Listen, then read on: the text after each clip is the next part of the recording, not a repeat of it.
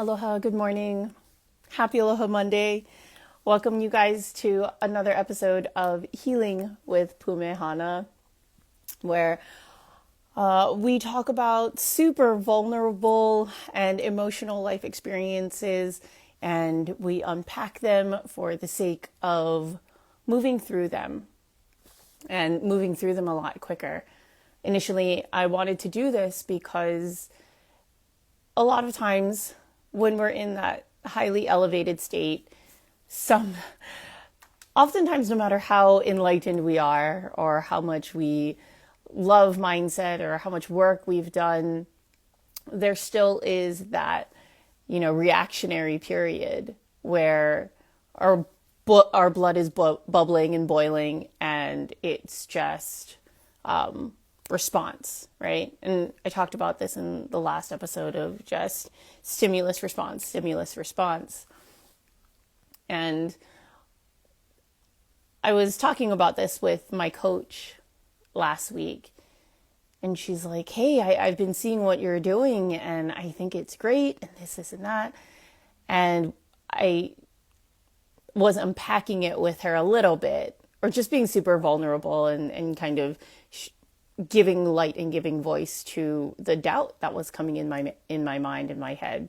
Because I was saying, what if people look at me or watch these videos and are like, oh, she's just talking about herself. She's just another one of those wannabe influencers that just want a platform to talk about themselves and talk about their problems. And she said something really interesting to me. She said, if 1,000 people watch these videos and only one person comes to you and says, wow, that changed my life, or thank you so much for sharing that, you saved my life, will it have been worth it? And without hesitation, I said, yes, absolutely, of course. And she said, well, there you go. And she helped me to, because this is what coaches do, they help to reframe and redefine things for you so that you can move forward, so that you can reach towards and walk, crawl, climb towards your loftiest goals.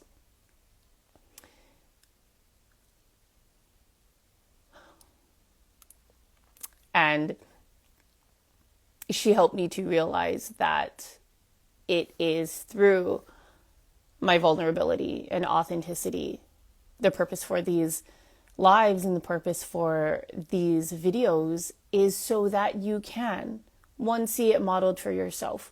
What does healing in the moment look like? What does nervous system regulation look like? And what does moving forward look like? So that's why we're here today. And that's why we're here every Monday at 8 a.m. Hawaii Standard Time to heal. With that being said, there is something specific that I wanted to share with you guys and talk to you guys about this morning. I know in my past videos, I've been talking about this ongoing tiff that I've had with my mother. And from the very first time that I spoke about it, quite honestly, it hasn't been resolved, you guys. It's been a month and we still haven't had the chance to sit down and talk. This past weekend, we tried to schedule for it. And for a lot of us mompreneurs, just active parents or parents with young children that have schedules, and then pile on, being a business owner, scheduling is hard. Getting together and meeting up in person is difficult. There's so many different moving parts. There's so many different things to account for. And what works for one day, works for one person doesn't necessarily work for another person. And a lot of the other moms, the other parents, and the people who are in similar positions as me, we understand. They understand. Hey, even like coffee dates are difficult, right? And a lot of times our coffee dates are during school hours. Unfortunately, for the ones who have that kind of flexibility in their schedule, that's what we've got to do. And it is a lot of back and forth. Hey, does this day work? No, it doesn't work for me. Okay, let's try this day. And with my mom, I don't think that she understood that. So she still wants to talk.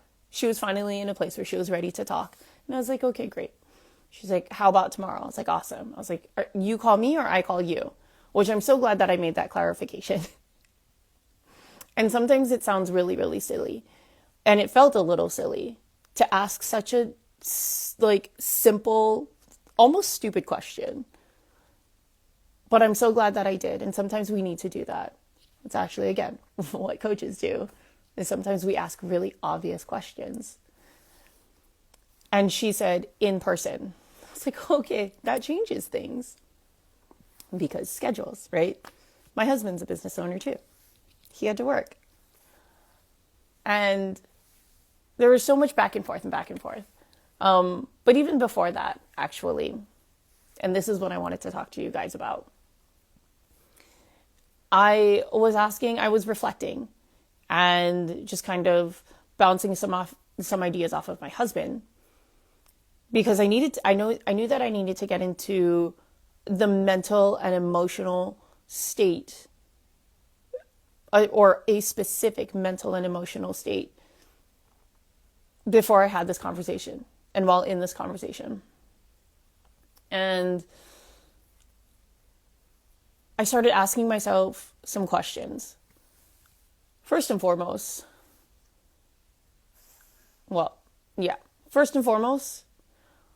I asked myself, what does a successful conversation look like? And yes, very much of professional business owner or business language. What does a successful conversation look like? But that's the kind of language that I need in order to process things. And for you, that's something that I also want you guys to know, is that the language that you use, the language that we use shapes our reality and shapes our experience. So the language that you use with yourself needs to be intentional enough so that you can process it, so that you can absorb it, so that you can move through it, right? Because cognitively, if there's language that's used, there's some dissonance in, there's do not compute kind of thing going on in our brain. So I asked myself, / my husband, what does a successful conversation look like? And I was able to kind of frame that. And it's like setting a goal, right? Okay, this is what I'm reaching toward. What does a successful conversation look like with my mom? That we are both calm, we are both respectful, and we are both listening to each other and hearing each other. A successful conversation with my mom looks like something, we're not defensive. We come to the table with this remembering the love that we have for each other, and not with our swords and shields up, ready for a fight. Because that's not what I want. That's not what this is. This is not a fight. This is a healthy level of conflict. This is healthy conflict. And that also allowed me to remember that I don't think I've ever had healthy conflict with my mom. It was always someone was on the defense. Accusations, defend. Accusations, defend. Well, you this and you that. And that's not what I want.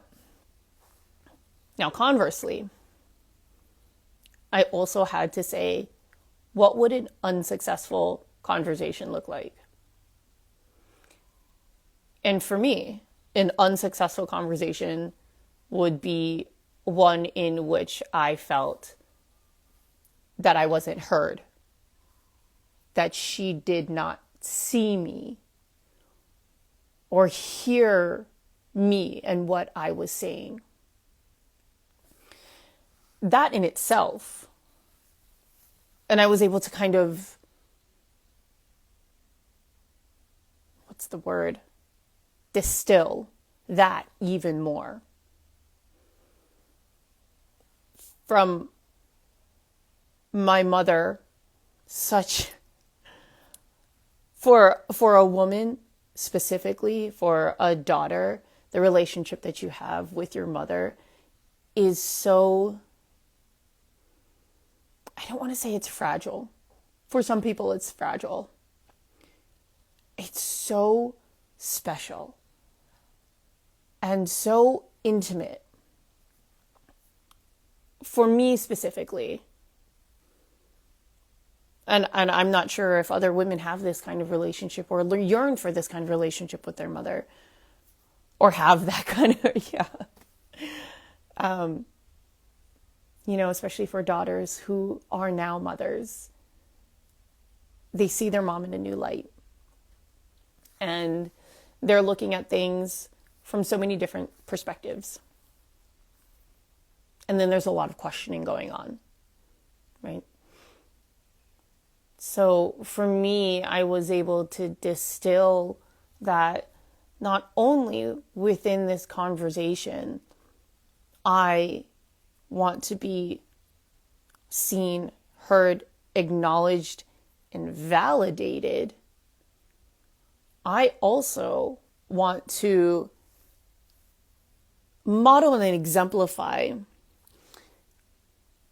the kind of relationship that I want to have with my own daughters. So, scheduling didn't work out, and I still haven't talked to my mom.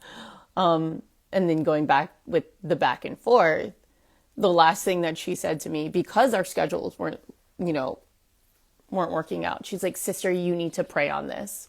It was really funny because I shared that message with a good, wholesome Christian friend of mine. And she's like, "I'm confused." It's like, oh, good. Not just me. It was really interesting, though, because when she said, "Sister, you need to pray on this," it felt like someone had said,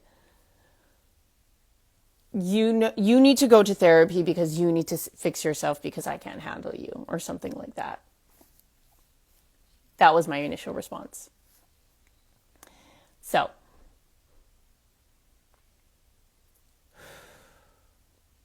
just trying to breathe through this. Because sometimes that's what you have to do when you're reflecting.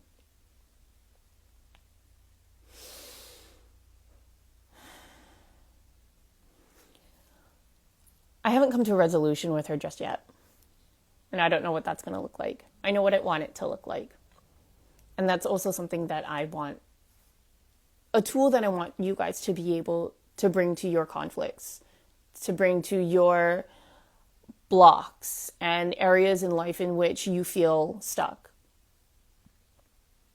Asking yourself, looking forward, asking yourself, what would a successful conversation, what would a successful solution look like? What's my ideal outcome? What do I want out of this? And being able to frame that. And honestly, even being able to give voice to that. Because a lot of times we've been so disappointed in the past. Like, okay, this is what I want out of something, and then we don't get it. And after so many times of being disappointed, of being let down, a lot of the ones who are self-aware, a lot of the ones who take full responsibility are saying, okay, what did I do wrong? What did I do wrong? What did I do wrong? Which, not entirely a bad thing, but please also remember to slip in the question, what did I do right? What am I proud of? But kind of going against the grain and pressing into the uncomfortability of breaking patterns or doing something that you wouldn't normally do, like asking and envisioning, what does my ideal outcome look like? What is it that I truly want out of this situation? And then also, from a logical standpoint, asking yourself, what's the worst case scenario? What's the worst case scenario? What's the worst thing that could come out of this? What don't I want to happen? And then arming yourself with that. Like once you've clarified that, arming yourself with like the information and almost the plan of, okay, if that happens, what am I going to do? What next? And I think you'll soon find out and figure out that your worst case scenario really isn't that bad at all. And that's okay. And that's really empowering. With that, I kind of want to go back to what I said about the women who have become moms themselves and who have relationships, or they have a relationship with their own child that they're nurturing. And there's so many of us out there who have had they're so almost dissatisfied with the relationship that they had with their parents growing up. And we're going through the healing. We're working on that.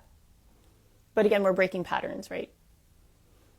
And we're asking ourselves, how do I want to do this differently with my kid? What kind of relationship? What does a successful relationship with my kid look like? What am I not getting what did I not get from my relationship, from my own parent that I want to give to my kid? And this whole conflict with my mom has been such a beautiful experience. I can't tell you how grateful that I am to be going through this with my mom, because while my children are so young, because now I am laying the groundwork, I am doing things differently. Specifically, the night that it was the back and forth with my mom, it was really, really late, maybe about 9 o'clock at night, which my kids usually don't stay up that late. My older one was still up. And my wheels started turning and I started thinking, hey, how do I want to handle conflict with my children? And I want to face it head on. I know that as a real estate agent, as a business owner, when it comes to conflicts, we want to face things head on. We face problems, issues, mountains and molehills. We face it head on because that's the best way through it. And so I started laying that groundwork. I started explaining to my daughter, I was like, hey, what do you think a relationship is?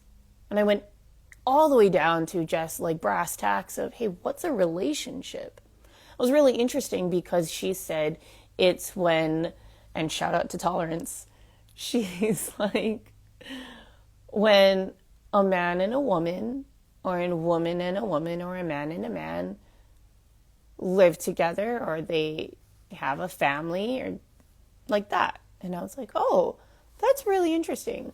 I was like, that's a marriage. Marriage is a type of relationship, but not all relationships are marriages. She's like, okay. And what I did was, because I'm a very visual learner, I drew a picture.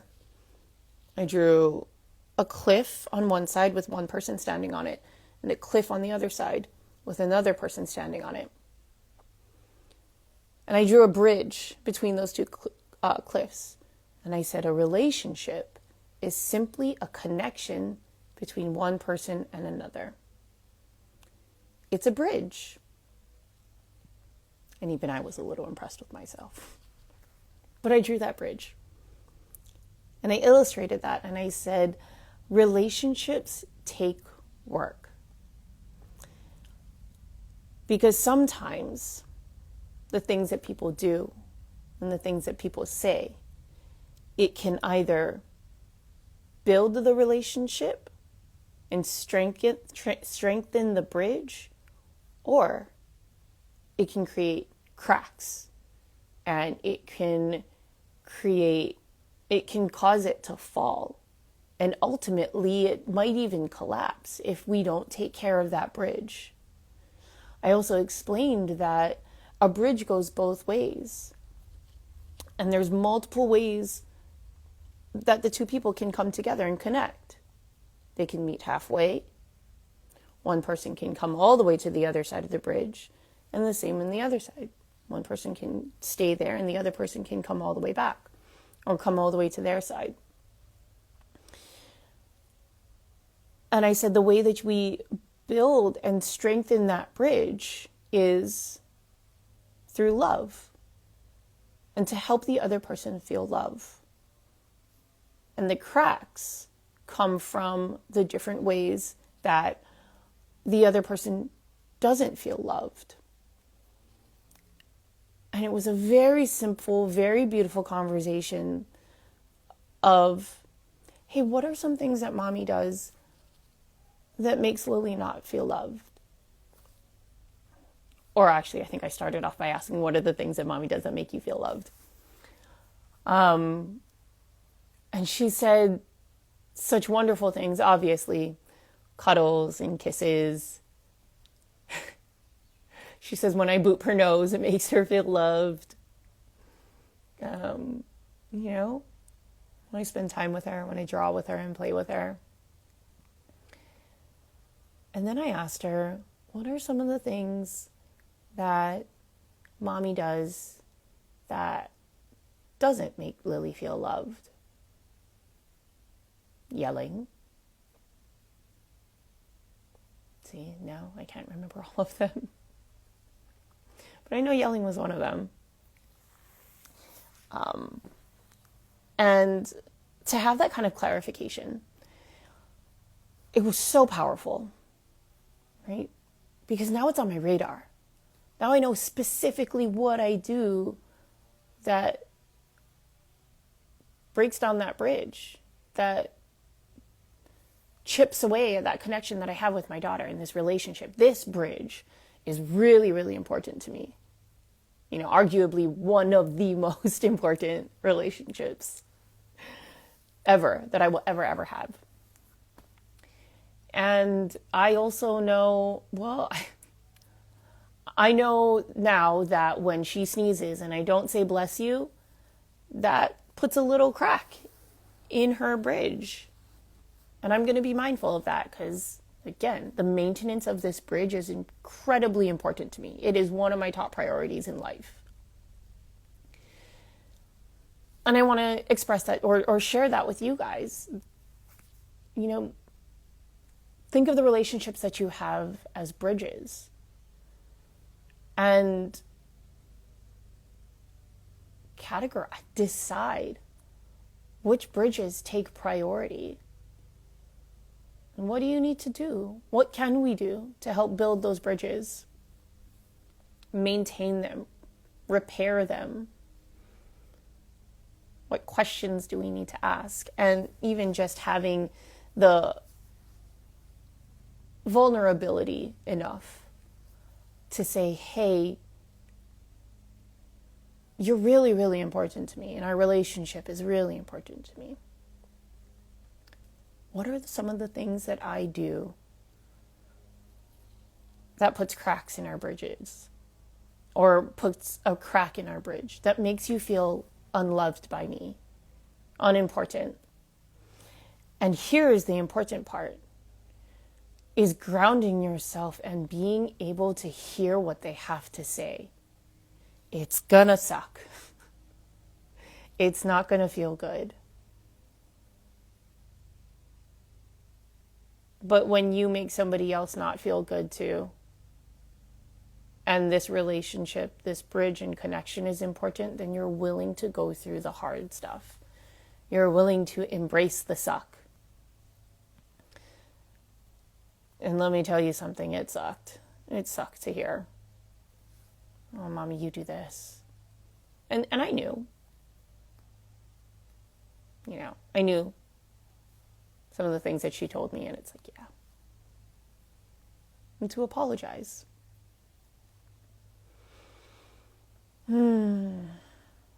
Ultimately, you guys, we've got bridges all over the place. We've got so many connections. And I think that it's one of the number one things that we need to focus on.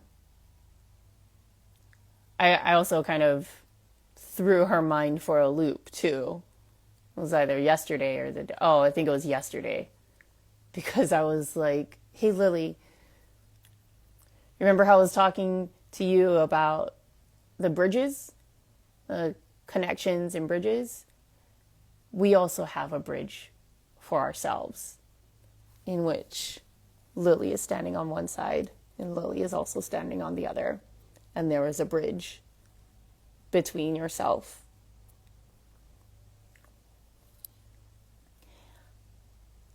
And I think all too often we forget. Forgive me, I'm getting a little emotional. I think that all too often we forget to maintain and strengthen that bridge. But that's what healing is. That's what healing is.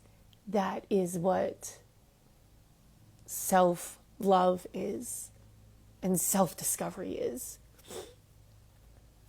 maintaining and rebuilding and strengthening the bridge that we have for ourselves, within ourselves. Ooh. Okay. With that being said, I think we're complete. So, thank you so much for tuning in. Thank you for joining me on another episode of Healing with Pumehana. I hope this conversation was a little band-aid for your soul and for your heart, so you can move on through your day and through this week a lot faster and a lot quicker. More whole. In the spirit of Thanksgiving, I really, truly am thankful and grateful to all of you who take the time to hear my heart, to witness me. I am grateful. I see you too. Thank you, my friends.